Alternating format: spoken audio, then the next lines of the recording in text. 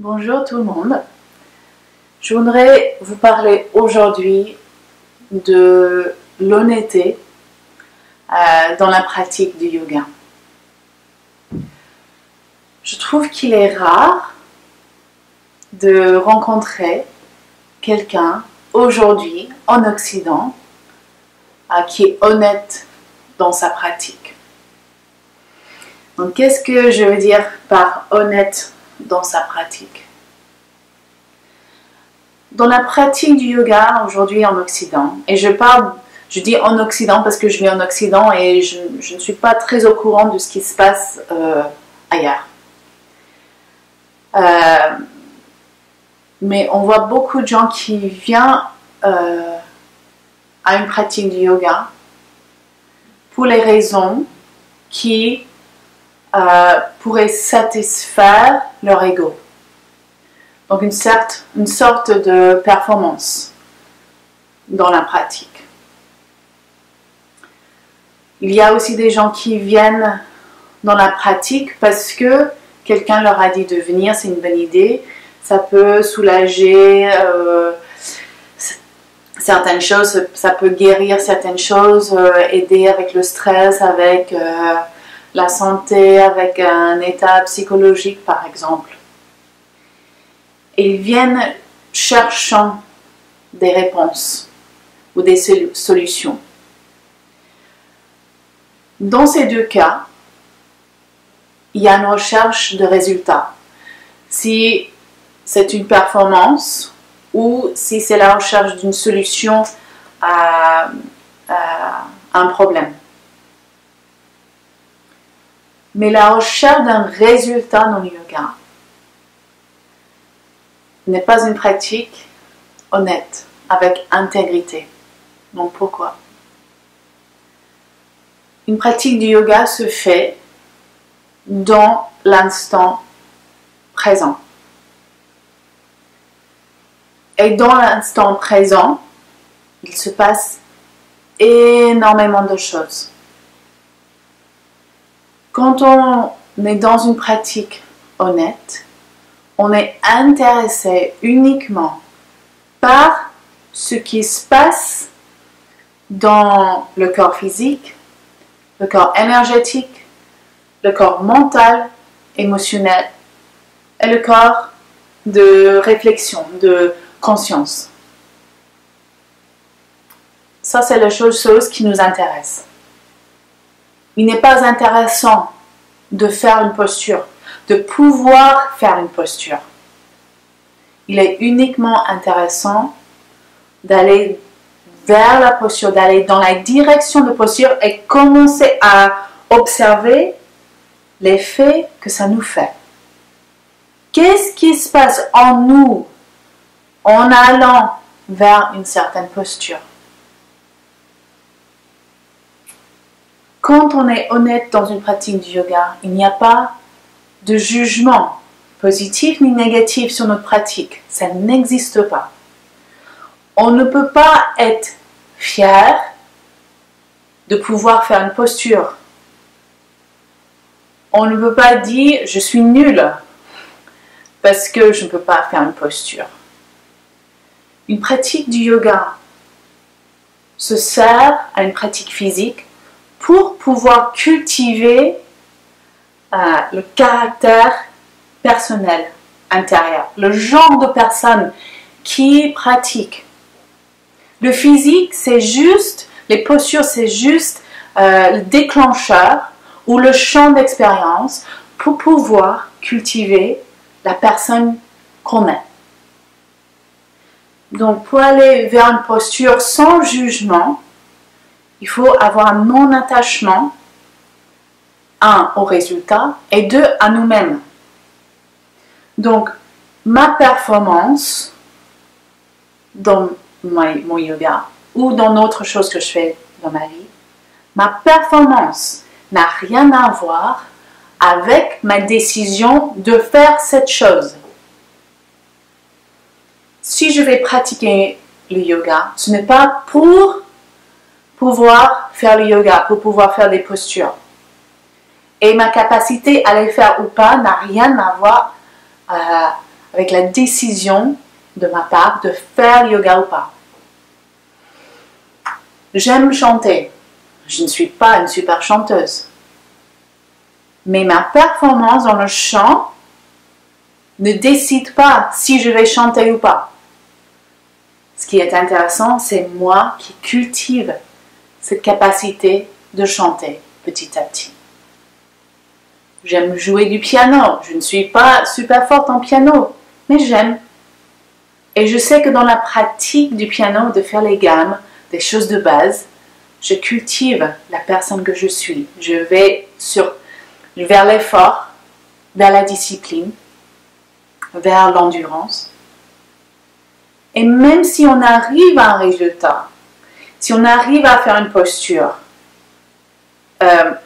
on peut juste reconnaître qu'on a suivi un chemin difficile pour arriver à faire cette posture, ou à chanter, ou à jouer du piano.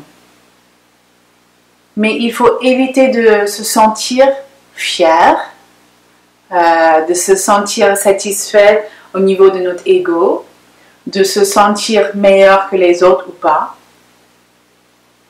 Même, je dirais, même la sensation de joie doit être tempérée.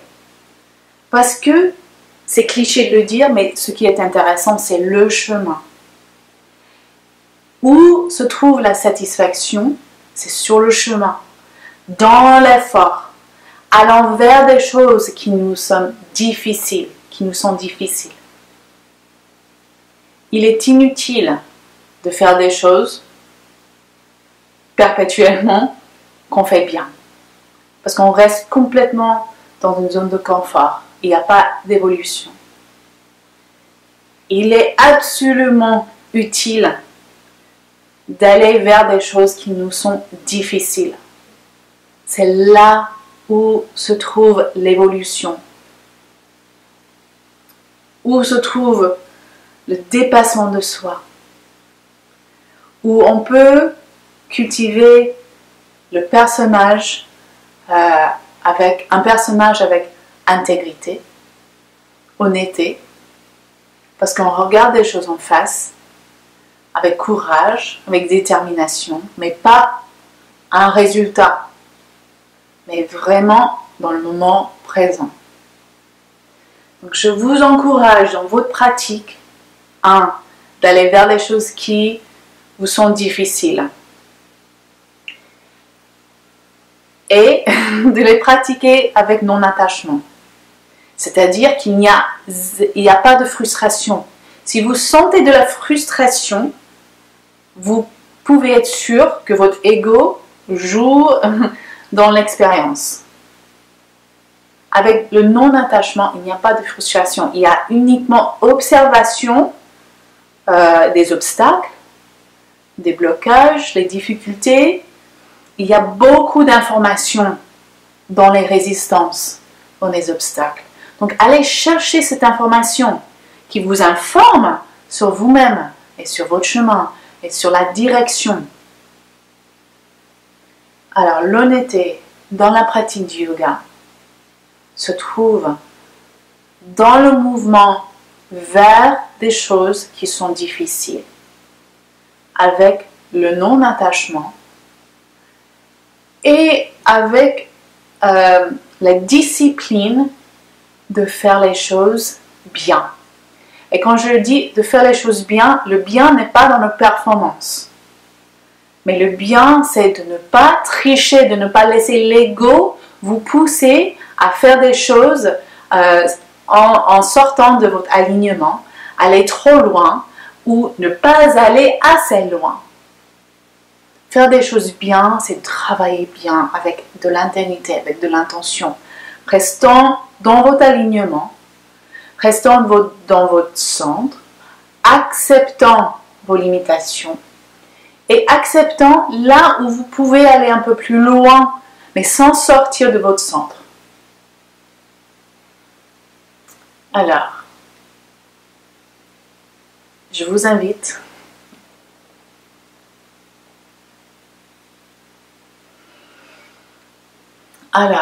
je vous invite à prendre conscience de votre niveau de l'honnêteté dans votre pratique et d'être honnête sur votre niveau d'honnêteté. Si on peut dire, en fait, je ne suis pas très honnête dans ma pratique.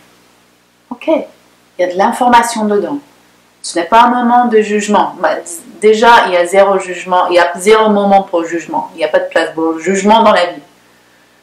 Mais si on arrive à dire, je ne suis pas honnête dans ma pratique, je vais changer de direction, je vais cultiver l'honnêteté dans ma pratique. Après, vous allez vous informer. Vous allez chercher d'autres profs que vous sentez qui sont vraiment honnêtes, qui vous poussent à être honnêtes, qui ne sont pas satisfaits avec juste allant vers une posture n'importe comment. D'accord? Alors, honnêteté dans vos pratiques. Et j'espère que vous allez me rejoindre en Espagne fin mars 2019 pour une semaine de Vinyasa alchimique. Il va y avoir des cours tous les jours avec moi. Et on va commencer avec Vinyasa pour apaiser Vata Dosha. Après, une séance sur l'élémentaire, eau, feu, air et éther. Il va y avoir aussi une pratique sur Sahaja Vinyasa, donc sur la spontanéité, et une yoga transdanse. Et en option, vous pouvez aussi suivre des cours du soir qui vont être enseignés par mes élèves qui sont en fin de formation. Et dans les après-midi, il va y avoir une amie à moi qui va guider les ateliers. C'est aussi une option. Les ateliers sur la création des mandalas en lien avec les éléments, avec la terre, l'eau, feu et air.